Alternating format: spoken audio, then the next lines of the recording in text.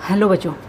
तो अब तक हमने देखा था कृष्ण शाखा में पात्र एवं चरित्र चित्रण के अनुसार किस तरह की लीलाएं, किस तरह का गुणगान, किस तरह से प्रतीकात्मकता प्रकट हुई। अगला बिंदु हमारा बनता है प्रकृति चित्रण। तो उस समय की प्रकृति का किस तरह से सहारा लिया गया, क्या हुआ। तो कृष्ण भक्ति साहित्य भावात्मक काव्य है। बाह्य प्रकृति का चित्रण इसमें या तो भाव की पृष्ठभूमि में हुआ है, यानी जो मन की भावनात्मक काव्य है तो भाव को प्रकट करने के लिए ही प्रकृति का सहारा लिया गया है, या उद्दीपन भाव के लिए अथवा अलंकारों के अप्रस्तुत विधान के रूप में, या फिर क्या है जो मन में भाव सोए हुए हैं उनको उद्दीप्त करने यानी जगाने के लिए, या फिर अलंकारों के अप्रस्तुत, या फिर जो अलंकार है जो सामने नहीं है उनको प्रस्तुत करने के लिए प्रकृति चित्रण का सहारा है या प्रकृति का सहारा है। प्रकृति के स्वतंत्र रूप का चित्रण प्राय न के बराबर है, यानी प्रकृति ही एक पात्र के रूप में उपस्थित हो, ऐसा कृष्ण भक्ति शाखा में नहीं है। परंतु ये निसंकोच रूप से कहा जा सकता है कि प्रकृति मनोरम और अनुकूल, भयानक और प्रतिकूल रूपों के चित्रण में कृष्ण भक्त कवियों ने अपने अद्भुत कौशल का परिचय दिया है। कैसी भी प्रकृति हो उस समय, चाहे जैसे उन्होंने उठाया था अपने अंगुली पर, जैसे ही गोवर्धन पर्वत उठाया तो प्रतिकूल परिस्थिति थी, भयानक परिस्थिति थी। और कहीं वो जब रासलीला करते हैं किसी उद्यान में जा कर के, और चांदनी रात होती है, वो पूर्णिमा की रात, चांदनी रात छटक रही है, तो वो मनोरम, सुंदर और अनुकूल भी है। तो ऐसी तरह की ही प्रकृति को एक मात्र सहारे के रूप में उन्होंने प्रकट किया है। तो डॉक्टर ब्रजेश्वर के शब्दों में दृश्यमान जगत का कोई भी सौंदर्य उनकी आँखों से छूट नहीं सका। पृथ्वी, आकाश, जलाशय, वन प्रांत, यमुनाकूल तथा कुंज भवन की संपूर्ण शोभा इन कवियों ने प्रत्यक्ष या परोक्ष रूप में चित्रित की है। यानी प्रकृति का सूक्ष्म से सूक्ष्म और स्थूल से स्थूल चित्र भी इस काल के कवियों ने किया है।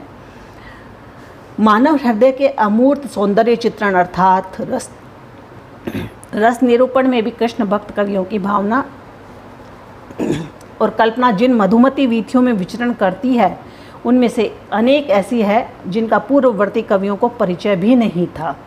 यानी जब वो इस तरह का रस का निरूपण करती है उस प्रकृति के साथ में एकाकार होकर के, तो न तो पहले के कवियों का इस तरह के प्रकृति का चित्रण का आभास था, और न ही बाद के कवियों को हो पाया। बाद के तो फिर भी इनको सहारा लेकर के वो लिखने की कोशिश की या इनके अनुसार चलने की कोशिश की, लेकिन इनसे पूर्व के कवियों ने इस तरह की प्रकृति का चित्रण को या प्रकृति को पकड़ा ही नहीं था। अगला है रीति तत्व का समावेश। कृष्ण भक्त काव्य में श्रृंगारिक चित्रण के साथ साथ रीति तत्व का भी उल्लेख मिलता है। सूरदास तथा नंददास की कृतियाँ इसका प्रमाण हैं। सूरदास के साहित्य लहरी में नायिका भेद तथा अलंकारों का वर्णन मिलता है। ये सारा रीतियों का है, रीति परंपरा में आता है। अष्टछाप के अन्य कवियों में भी नायिका भेद के उदाहरण मिलते हैं। अगला है प्रेम की अलौकिकता। मधुर रस की स्थापना कदाचित कृष्ण और राधा के प्रेम व्यवहारों के उन्मुक्त वर्णन के ब्यास से की गई है। यानी कहीं भी अगर मधुर रस की बात आती है तो कृष्ण और राधा की लीलाएं सबसे पहले जहन में उठती है या सामने आती है। यदि कृष्ण और भक्ति काव्य में चित्रित श्रृंगारी वर्णनों में कवियों के सूर आदि उपमानों को पृथक कर दिया जाए तो वर्णन निश्चित रूप से जयदेव, विद्यापति तथा रीतिकालीन श्रृंगारिक परंपरा में परिगणित किए जा सकेंगे।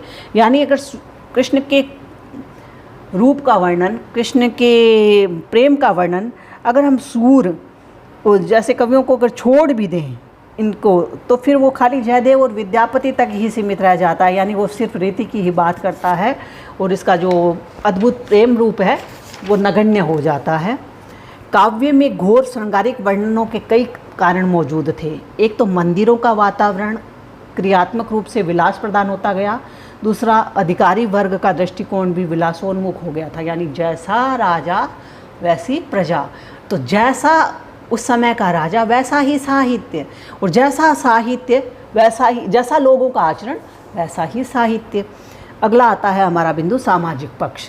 इस काव्य में उस समय की सामाजिक, धार्मिक एवं सांस्कृतिक दशा का यथकिंचित यथार्थ वर्णन मिल जाता है। यानी हम देखें तो जैसा समाज था वैसा ही वहाँ पर दिख जाता साहित्य, जैसा वहाँ की राजनीति थी, जैसा धार्मिक रूप था वो साहित्य में झलकता है।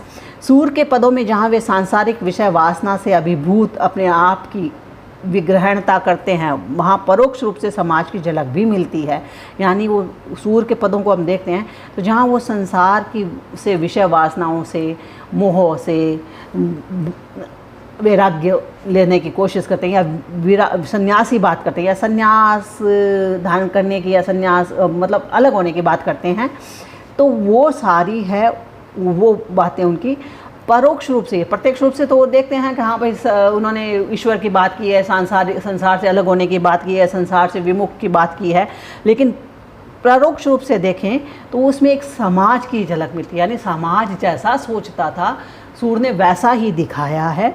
उद्धव गोपी संवाद में अलखवादी, निर्गुणिया संतों, पांडित्याभिमानी, अद्वैत वेदांतियों, निसफल काया कपट में निरत हठ योगियों आदि की अच्छी खबर ली है। यानी सूर ने कस कस करके उनको अपने फेंटे में बांध करके उनको पटका है। कलयुग के प्रभाव का वर्णन करते हुए इन कवियों ने वर्णाश्रम, धर्म पतन, सामाजिक कुरीतियों और धार्मिक विडंबनाओं का चित्रण किया है। कृष्ण भक्त कवियों की साधना व्यक्तिक होते हुए भी लोक मंगल भावना से परिपूर्ण है, क्योंकि इन्होंने की तो भले ही कह दो अपने लिए साधना थी, लेकिन जिस तरह का समाज में आवश्यकता थी, जैसा समाज चाहता था, उन्होंने अपने साहित्य में वही रूप दिखाया। अगला बिंदु आता है ऐतिहासिक पक्ष।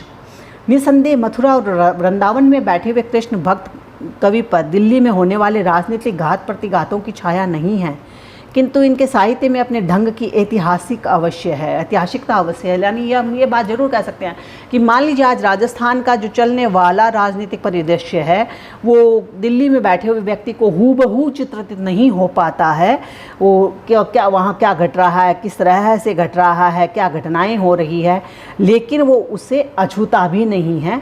एक राजनीतिक बातें हैं या ऐतिहासिक दृष्टि से देखें तो भक्तों की स्तुतियाँ और प्रशस्तियाँ ऐतिहासिक दृष्टि से अपना पृथक स्थान रखती है। सूरदास के अतिरिक्त अष्टछाप के अन्य कवियों ने ब्रज वल्लभ कुल का परिचय दिया। इन भक्त कवियों ने अनेक भक्तों के चरित्रों को अंकित किया है। इन सब का ऐतिहासिक और सांस्कृतिक महत्व है। यानी उन्होंने उस समय के कितने भक्त हुए, किस तरह के भक्त हुए, उन सब का वर्णन देते हुए अपने अपने काव्य की रचना की। अगला है अंतिम बिंदु होगा हमारा काव्य रूप। कृष्ण कवियों का साहित्य प्रमुख रूप से गेय मुक्तक रूप में लिखा गया है। तो काव्य रूप दो तरह से होता है, महाकाव्य और खंड काव्य, या फिर कह लो प्रबंध काव्य और मुक्तक काव्य। तो यहाँ पर भी है। तो कृष्ण भक्ति का जितना भी कवियों का साहित्य लिखा गया वो गेय मुक्तक यानी गाया जा सकने वाला मुक्तक काव्य था। इन कवियों ने कृष्ण के जिस अंश को अपने काव्य के लिए चुना वह सर्वथा मुक्तक के उपयुक्त था। नंददास के भंवर गीत, रुक्मणी मंगल और रास पंचाध्यायी आदि में कथात्मकता की मनोवृत्ति देखी जा सकती है। संपूर्ण कृष्ण काव्य पर दृष्टिपात करने के अनंतर हमें उसमें इन कथात्मक सूत्रों कृष्ण जन्म, गोकुलागमन, शिशु लीला, नामकरण, अन्नप्राशन, वर्षगांठ आदि संस्कारों तथा जागने, कलेवा करने, खेलने, हठ करने, भोजन करने, सोने आदि का पता चलता है। इस काव्य में ब्रज भाषा गद्य का भी थोड़ा बहुत प्रयोग हुआ है। 84 वैष्णवन की वार्ता और 252 की वार्ता इस बात के प्रमाण हैं। और कृष्ण भाग आगे इसी बिंदु में चलेंगे हम। शैली के रूप में भी बताया है। कृष्ण भक्ति काव्य में मुख्य रूप से गीति शैली का प्रयोग है, क्योंकि गेय मुक्तक थे तो गीति शैली का प्रयोग हुआ है। इन कवियों के साहित्य में गीति शैली के सभी तत्व भावात्मकता, व्यक्तिकता, संक्षिप्तता तथा भाषा की कोमलता आदि पूर्ण रूप में चित्रित हैं। इन्होंने गोपियों की अनुभूतियों के माध्यम से व्यक्तिकता का कलात्मक रूप से समावेश कर लिया है। तो ये तो था हमारा संत काव्य परंपरा। निष्कर्ष में हम देखेंगे कि संत काव्य कृष्ण भक्ति काव्य परंपरा में या कृष्ण भक्ति शाखा में जो जितने भी कवियों ने बात की वो कृष्ण से इतर नहीं है। यानी सारा कृष्ण भक्ति शाखा है वो कृष्ण के इर्द गिर्द ही चलता है। तो हम ये संक्षिप्त रूप में कह सकते हैं कि कृष्ण भक्ति शाखा सूर, वल्लभ संप्रदाय के जितने भी अष्टछाप कवि, इन सभी की मिस नंददास कह लो, चित स्वामी कह लो, गोविंद दास कह लो, निर्गुण दास कह लो, इन सभी के इर्द गिर्द चलता है। और इन्होंने बड़े ही छोटे छोटे मुक्तक के रूप में जो गाया जा सके, क्योंकि सूर के पद तो वैसे भी गाए ही जाते हैं, तो गाया जा सकने वाली स्थिति में है वो कृष्ण का वर्णन किया है। तो धन्यवाद साथियों।